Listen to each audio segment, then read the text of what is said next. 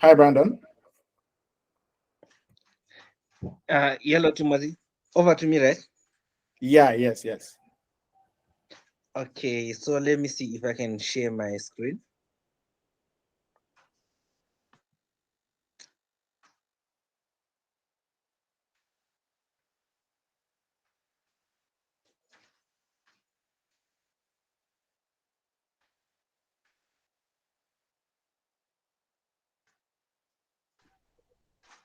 Can you confirm that you can see my screen?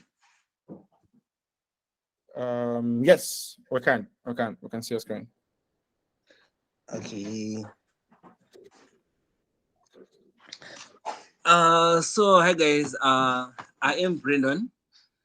From Zimbabwe, and currently I serve as a Google Developer Group's lead organizer for Harare in Zimbabwe. And previously, I've been part of Google Developer Student Clubs at Midland State University in Gweru, that is in Harare. I've been a Microsoft Lane Student Ambassador. I've been a Zindi Community Ambassador. So I can say that I've been given the opportunity to be able to lead in a couple of communities before, and uh, during my time in communities, I kind of uh, I kind of discovered that we as community leaders tend to focus more on the progress that we can make as a community.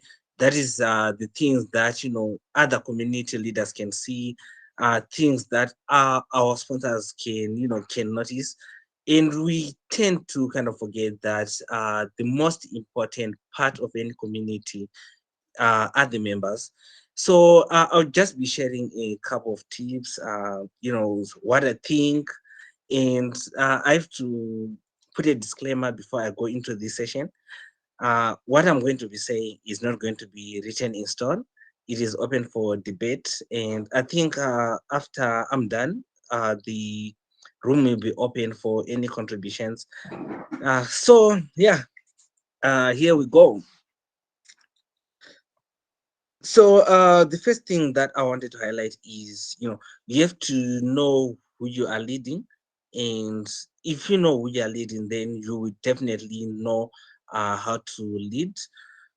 Uh, as much as you want to bring people together in our communities, you know, just to propagate in a certain direction, be it professional, be it for a social cause, it is important that our communities are a safe place for sharing of ideas, because when you bring so many people from different backgrounds, they will always be opposing ideas, but it is how we handle those ideas that tend to keep the bonds within our communities or to destroy them. And then in each and every community, you will find out that the majority of the people that are in any community, they don't usually air out their voices, uh, because they tend to fear that there are those voices that are louder than theirs, those voices that tend to be heard more than theirs. So it is very important for you to kind of watch out for those, to try to get what they think, to try to get their ideas, their visions. And when you get them in, it is very what can I say? It is very important for you to consider them when coming up with your work plans, and when when sort of like drafting the overall direction in which you are going to be taking your community. Then we as community leads, we have the ability to create relationships that are going to last for a very long time, be it partnerships that are going to be fruitful on the long run, or enmity between our communities or within our members that could be even passed down for generations. So that is something that we as community leads should watch out for. Then going on to that, I can say that for every community lead over here, I think it is important that you understand what your community needs, because what a community in Nigeria needs is different from what my community here in Zimbabwe needs, and is different from what another community in Cameroon needs. So it is important for you to understand what your community actually needs so that you can draft a plan that is, well suited for your community. Then when you're leading your community, uh, very few of us are lucky enough to start their communities from scratch.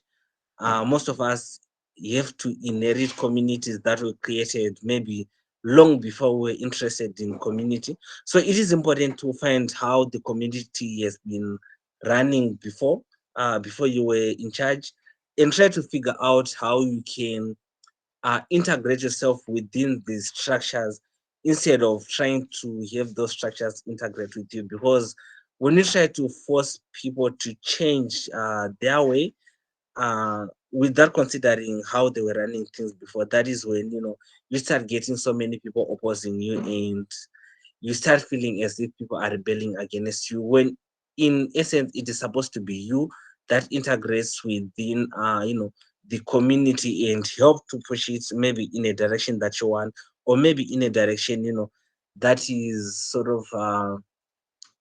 of considers that community's position and structure. Then as you are leading your communities, it is important for you to outline the problem that your members face on a day-to-day basis, and determine how best you can overcome those challenges in whatever plans you do. I can give an example of some time ago when I was trying to seek out certification licenses for my community. So for me, it was just me, the community lead, trying to get those. Maybe have my name written in the stars. Having people say that in a certain year,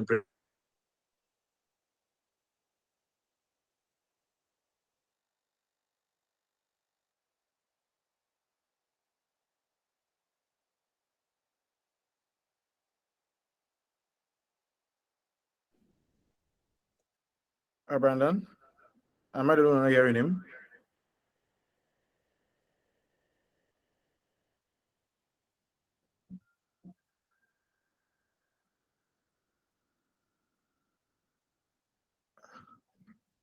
Hi, Brandon. Since we can hear you, can anyone hear Yeah, him? I can't hear over you. Okay. Okay, Brandon. Let me try like drop a message on the chat. Can you hear him? Mm.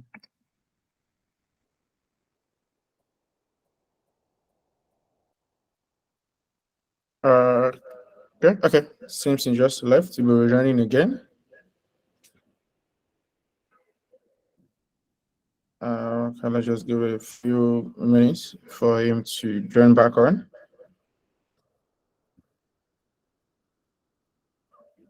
Okay. Yeah.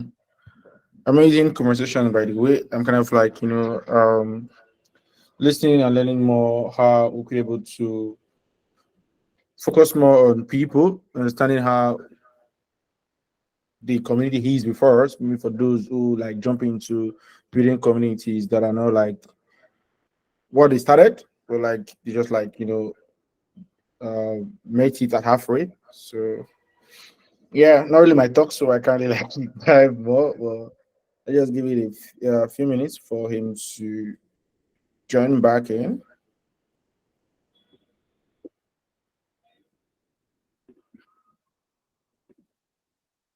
Okay.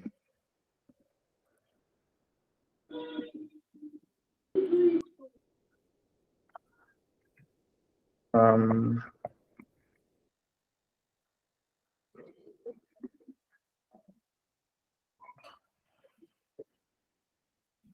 Let's see. Okay. Mm, okay. While we wait, Eddie can kind of like share a video in case there's an issue. Give him a minute.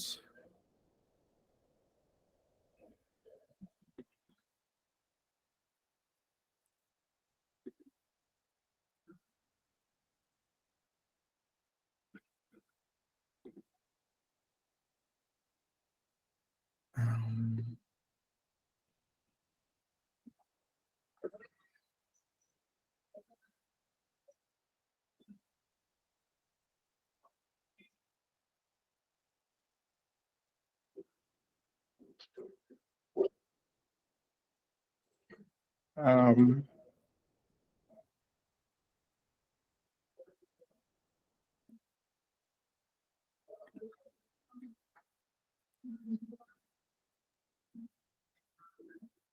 You have to try to make sure that you understand how your community is structured, especially considering that most community leaders sort of like inherit communities that were created long before they were into communities. So what you want to know is how the community has been functioning, how it has been going about its business for quite a while. And in doing that, you have a clearer picture of what to address when you have a problem, how to get a message across the community members. Then you have to try to determine the problem that the members face and try to come up with a solution on how best you can overcome them. I can give an example of a certain time, well, in my university when we were seeking licenses, certification licenses for our community members, and we were lucky enough to be included in the Data Camp Donates program. But then as much as we did a great thing by securing those licenses, we hadn't really looked into the problem that people were facing. And most of the licenses that we acquired were actually wasted. And that was a donation that was worth close to $1,000 for $1,000 for its duration, which was supposed to be 12 months. And most of it was wasted because we failed to consider things like people were facing power cuts, people were facing network challenges, and they couldn't commit to the program as much as we wanted to. And if we had actually put that into consideration before applying, maybe we could have secured a few partners who could have helped out with the way the program that was going to be held by the students. But unfortunately, we didn't. And by the time we realized it was too late, we were already allocated the licenses, and people were already facing challenges. So that is one of my studies in which I get to give out a lesson about. Then, as community leads, most of the times we inherit or we create community. We tend to try to write our names in the stars. We try to, become legendary uh, because of our work within those communities. We try to, achieve big things, and more often than not, we are not qualified for that as communities. I'm not doubting your skills as a community lead, but as communities, we have limitations to what we can achieve. I could give an example of a certain time where we were holding our info sessions for GDSC program, and you would find out that in some communities, the attendance would range between 50 and 300 for most of the people that I was following. Then I looked at my community, and we were struggling at that moment. And as much as I tried to push for that to happen, I think the highest attendance we ever had was around 30. And considering that it was an online session in our country where we have frequent power cuts, we have frequent network challenges, it was quite a big number. So that is something that you should try to look into. Like, as much as you want to achieve a lot, there are limitations that will always come into play, and don't try to force yourself or your community to achieve what you can do, because at the end of the day, it will break your communities and your hearts, and make people start questioning the direction in which you are going. Yeah, so that is it on knowing who you are leading and how you can lead. And going on to the next part of my session. So the next part of my session, I'm going to be talking about how community leads should be all about self-sacrifice, because okay, from what you know about maybe ships and planes, the captain is always the last person to board off, after ensuring that every passenger, is safe. And most of them, they actually choose to go down with the ship when the west comes to the west. So, like I said, good leaders are always the last to benefit. The effort, the energy that we put into is more for other people's good than for ourselves. If you want to, to better yourself, it is better for you to just go and get a certification or something rather than to, to be given the responsibilities of leading a community, because communities are a lot of work and you have to, give a lot into them, be it your time, be it your resources, and there is a lot of things that you sacrifice. So, as I was previously mentioned, if furthering your career prospects is part of your top reasons why you're leading communities, then you're not in it for the right reason. And it is easy for you to sort of like be discouraged, because maybe it differs from area to area, but there will always be challenges in which you question yourself a lot. And if you know why you're in it, you will, find that strength to pull through. But if you're not, then sometimes that is the end of the road for most. Then when it comes to your community, always be willing to defend it, whether you are right or wrong. Okay, in modern pop culture, in rap culture, there is a line that I've always liked about leadership. I'm forgetting the artist, where he was saying that I will always defend your rights even when you're wrong, right? That is something that you should do for your community. If something goes wrong, don't be, don't side with those that blame your community. Always defend it.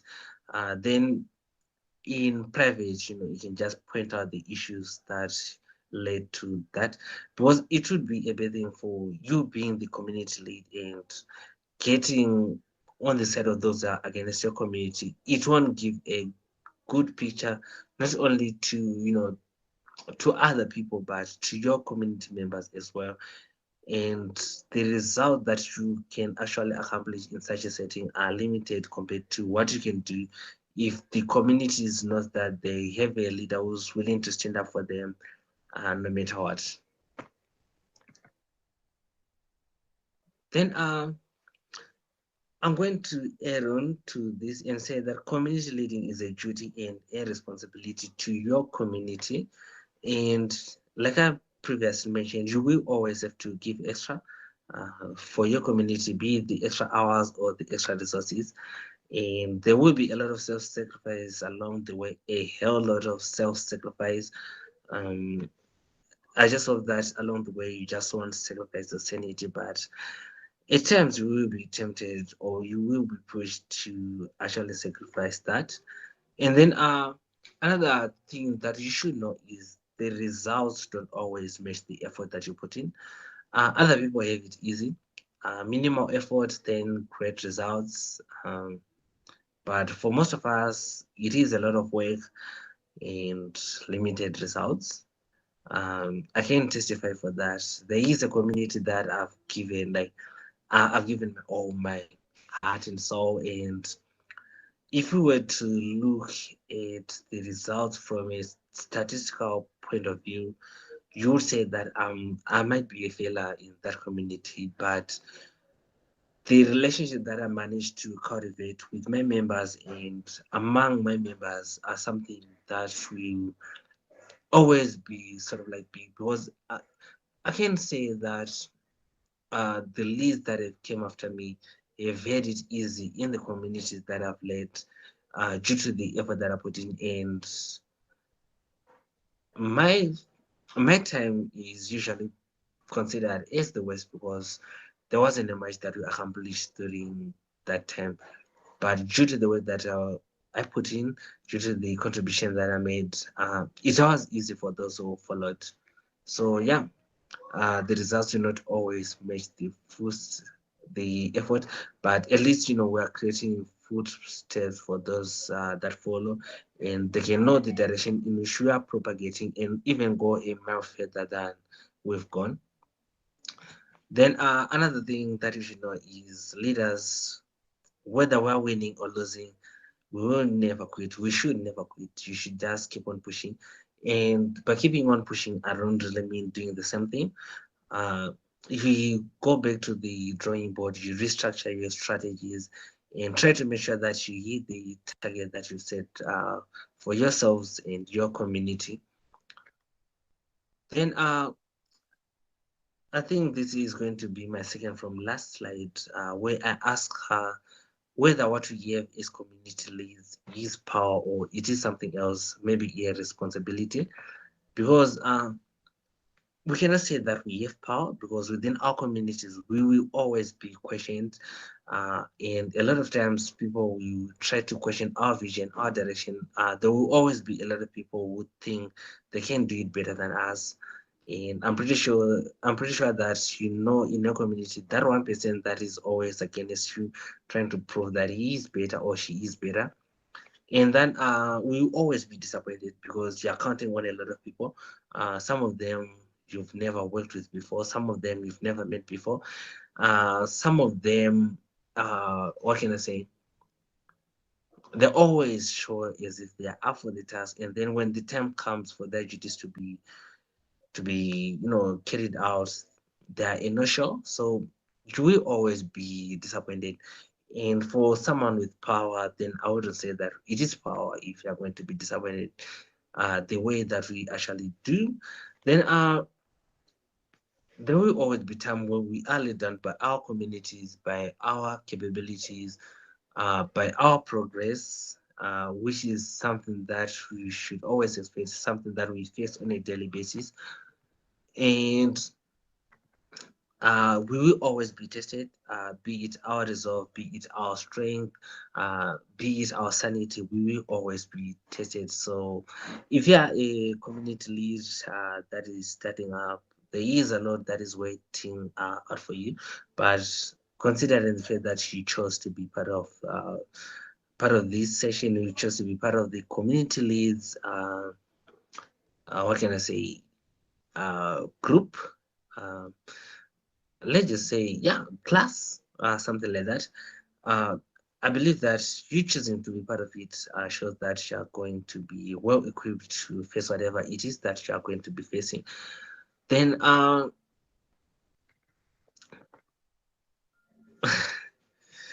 the end of the day, you have to remember that you signed up for this. No one forced you to just come out of wherever you were hiding yourself and say, yo, you are the chosen one. The scripture says that you have to lead this community. We chose to sign up for this, and we are in is for good and for bad. And I would say that as long as we're in it, we have to actually understand that we are not gods. We don't have the ultimate power, but we have the responsibility to the communities that we lead. So that is something that we should cherish. So I think that wraps up what I had in store for you today, and I'm pretty sure that we can open the floor for any additions, uh, for any questions, any corrections, because one of the things that I've learned as a leader is that I'm not always correct and I'm not always right. So I am open to corrections and maybe a coffee for those who might be feeling too generous. So yeah, that is the end of the presentation that I had for you, and I'm just hoping that even in my absence, there is a little bit of something that you can discuss there. So thank you very much for your time. That is, if you actually make it to the end. Uh, yeah, goodbye, ciao.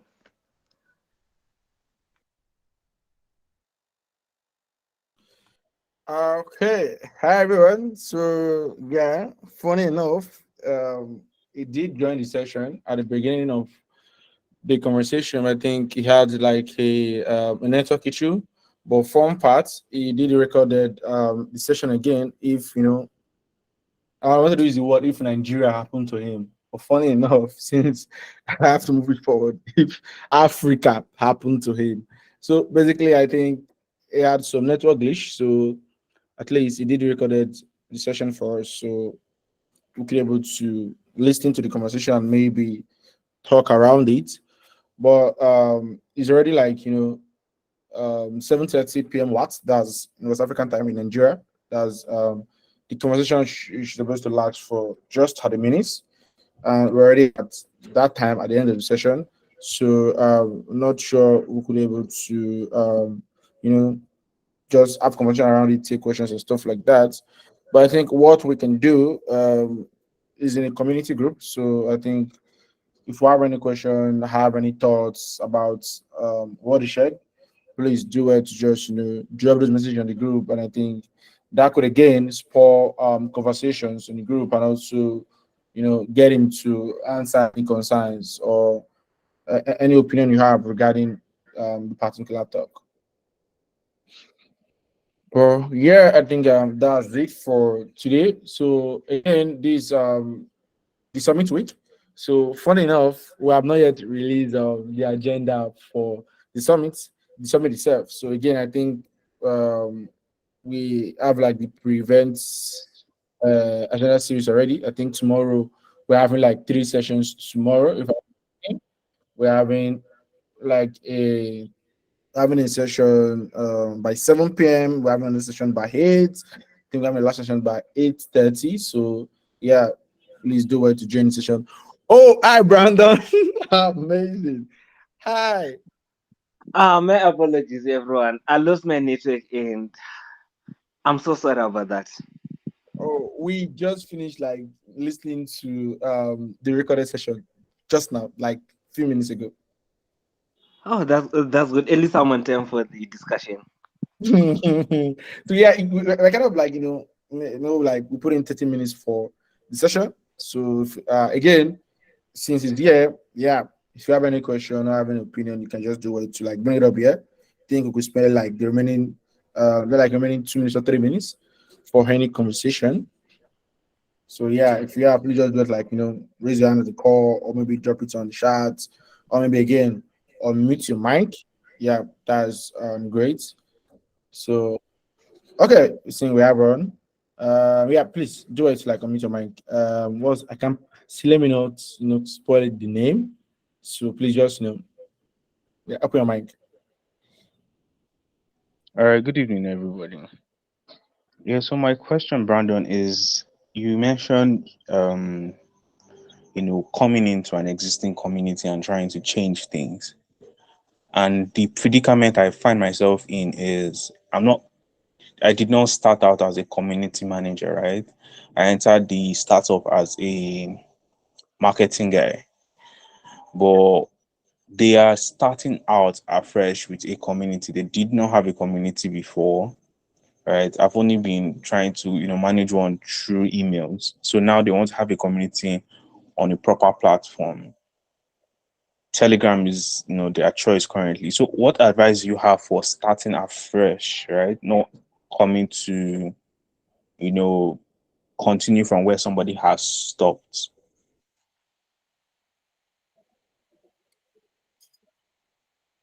Amazing. Okay, I didn't quite get your situation there. Is it that you're trying to manage an existing community, but you have been trying to do it virtually, or you want to start a new community? Can you just go over that again because I didn't really get. Okay, so yeah, I'm saying I'm trying to start a new one. The company, I did not originally come into the company as a community manager. I came in as a marketing guy, marketing manager, right? But somehow my role has extended to community management and I'm starting a fresh one. So what would you say is your go-to advice for starting a fresh community, finding, things that will matter to people and help them engaging in these communities? Okay, yeah, I think I got you this time. So what I would advise is first see first look at the people that you want to start the community with, because usually when you start a community, it's not just one man who's going to be, their vision all over the place. You have to have a group of people that you sit down with. You try to figure out common ground between your visions for the community that you want to create, and then after that, when you finalize on the plan that you're going to take, try to make sure that you all work on it together, because what you would hate is having people uh who don't really go with what you want to go for, being part of your core team, uh people who don't really believe in what you are working on, being part of the people who are trying to push for it, because once you start facing hardships, they're not going to be they're not going to stick around. So just find a small group, find a common ground, and find a way forward. Okay, I think like adding to that. So I think if I got you right, you're like saying you came into the startup as a marketing person, like maybe you're like building their email list, like doing email newsletters and stuff like that. So you're kind of like trying to push more into like starting a a real community, like engaging with people, not just an email newsletter audience, right?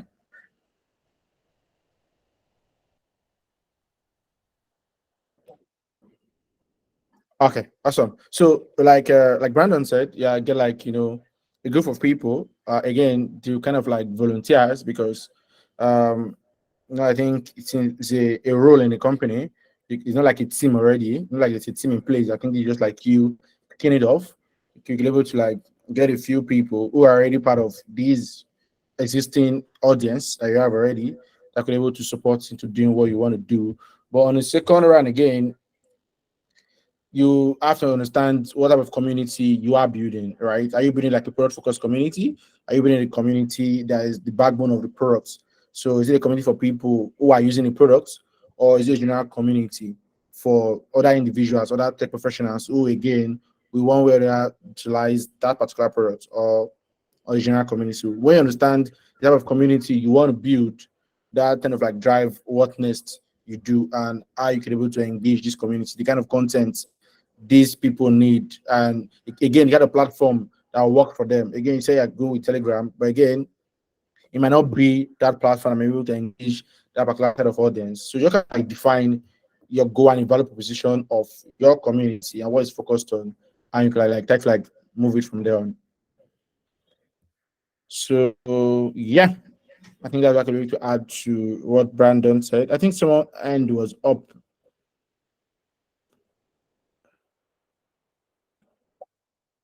I think someone end was up for. Soon is done. Is there another question? Um, since there are none, or if there is, please do it to like take your like wave your hand. But before then, like I was saying earlier on, the summit is happening on Friday and Saturday, but the prevent series is ending tomorrow. We're having three sessions happening tomorrow, and trust me, um, they're going to be amazing session. You don't want to miss this session. We're having a conversation around the power of connection, how to like foster a meaningful relationship when it comes to online community and virtual communities. It's great when you see people in person at events, but it's very funny when you try to create engagement and foster this connection relationship in a virtual place like Telegram, Discord, Slack, WhatsApp, and stuff like that. So if you are looking to learn more about how to create meaningful relationship in your online communities, don't miss tomorrow's session by 7 p.m. We're having another session by 8 p.m. where you can able to leverage leadership skills to become a successful community manager. Because again, one crucial skill as a manager is the ability for you to lead people. So yeah, don't mix that if you are looking at doubling more on your leadership skills as a community manager. Then finally, we are having a session building communities in the beer season. So again, like this is one of the best session I'm looking forward to tomorrow. So again, the beer building community in the beer season is not for Web3 communities only. So when you hear the beer and the brew season, you might kind of like tip towards Web3 communities. But again, the talk is for those building communities in the Web2 space or building community Web3 space. They kind of like learnings and tips and tricks on how to build communities uh, in a low stage when everything is not okay, when there is maybe little or no budget, when the community kind of have like a dust pretty in them. So yeah, so do it to like join in on those three sessions, and also look turn on post notification on our Twitter. We're kind of like announcing our amazing speakers we are having for the summit during the weekend. So thank you very much for joining in on this session, and hope to see you all tomorrow for the various other three other sessions we have for the pre-event series. Adios. So I think this is like evening for everyone in Africa. So good evening and have a great night rest. Bye.